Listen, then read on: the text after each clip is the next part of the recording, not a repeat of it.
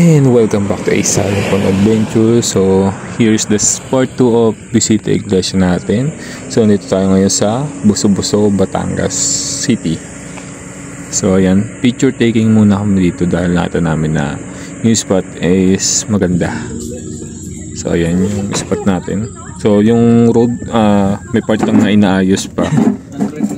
So kaya yun, makita yun sa video. Then ito, may alis na rin kami kasi sumagitan tayo gawin dito para sa picture.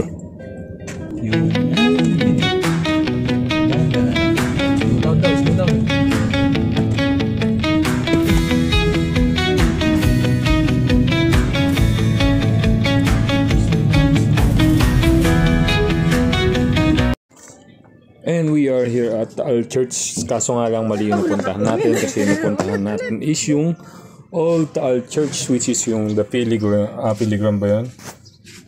Ayan, so yun yung paligid niya. So ang ganda ng view dito, kaso nga lang hindi siya yung target natin puntahan, which is yung bago.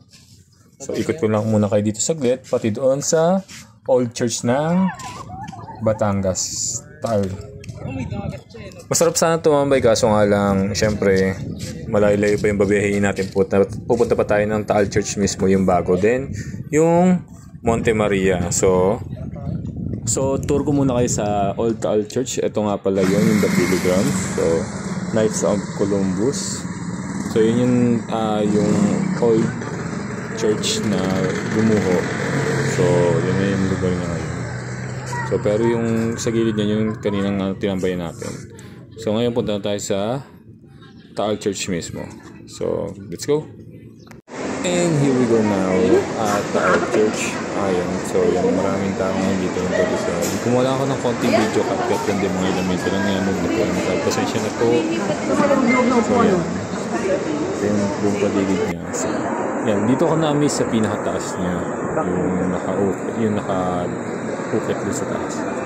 Ang ganda din. Yung mga santo, may mga picture din ako, poster din natin yan dyan sa page ko. So abangan nyo lang. So yan, dyan ako na-miss. Ang ganda niya. Grabe solid. Pagkakagawa ng church na to. So ganda. So tour ko na kayo sa labas. Kasi tayo sa loob. So ito yung labas ng Taal Church. Sa malapitan niyan guys. So may video rin naman ako dyan.